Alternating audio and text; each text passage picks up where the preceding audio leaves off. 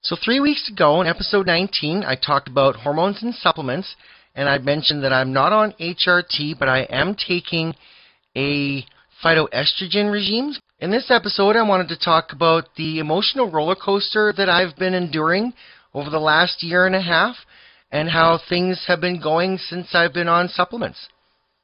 I'll be right back.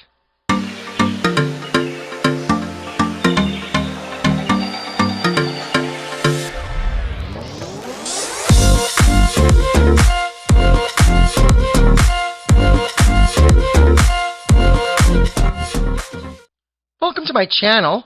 I'm Stacy. On this episode, I wanted to talk about the emotional roller coaster that I've been going through. It's been the last year and a half that I've been going through all this, and I wanted to talk to you about it in a minute. So even though I'm not on HRT right now, I have been noticing a number of hormonal changes that have been happening. In episode 19, I talked about that. So if you haven't seen it, you better go back and watch that, and that'll fill in some gaps for this episode. So the one thing that I've noticed since I started taking the phytoestrogen tablets is I've noticed an increase in my emotional awareness. Now, I've always had a fairly broad emotional spectrum, I guess you could call it. Ever since I was really young, I've always had pretty broad emotions, and my emotions shifted back and forth. And when I was younger, I was actually diagnosed as having bipolar manic depressive syndrome. And that's actually one thing that's pretty common amongst trans people that I've noticed is before they realize that they're trans, they're usually labeled as a bipolar individual. And then that's basically how they end up living the rest of their lives unless they're able to figure out their gender identity.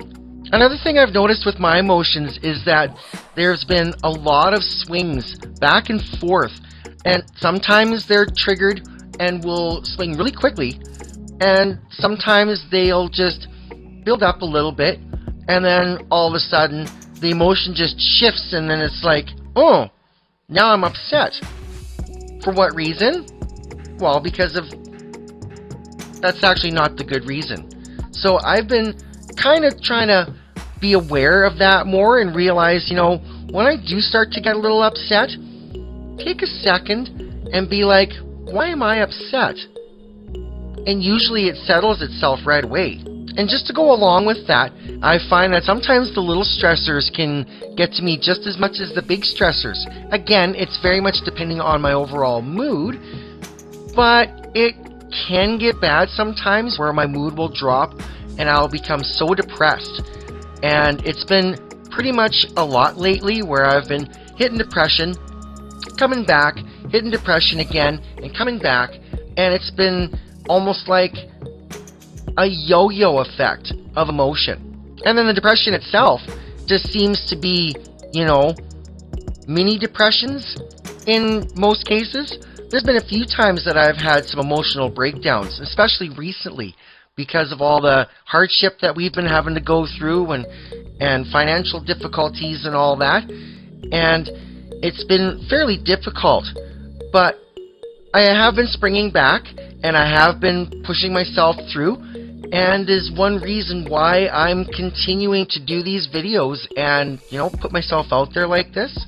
But then sometimes I'll just feel like, I'm not motivated to do things right away. My mood may not necessarily be in a depressive mood, but I'll just lack motivation. And my brain will be active, thinking about this and that, and, God knows what else, to be completely honest.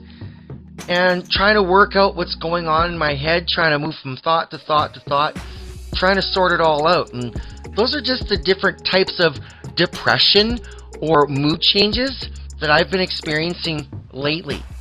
So, to be honest, on those days where I do have that high, where I am feeling good about myself and feeling good about everything that's, around me right now, the times that I'm motivated like that are the times that I have to do stuff.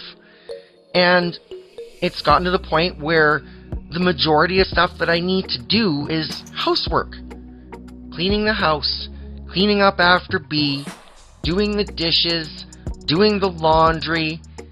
But you didn't come here to hear me rant about housework. So in conclusion, the biggest issues that I'm having is the fact that I'm not on a regulated HRT regimen, because my hormones that I'm taking and all the supplements I'm taking are all natural. They metabolize way differently than the chemical hormones that they prescribe. So I'm really looking forward to getting my call back from the gender clinic and finally getting in for my first consult, and at least I can get things rolling in the right direction. So I hope you like my video. Be sure to go down below and give me a big thumbs up, and make sure you subscribe to my channel. I'm still looking to get to 100 subscribers, and in my last episode last week, I explained why I'm doing a special giveaway if I have 100 subscribers on my 24th episode. So go back if you haven't seen it. Go take a look. My last week's episode on my electric eyelash curler demonstration, and I will reveal more information about that giveaway.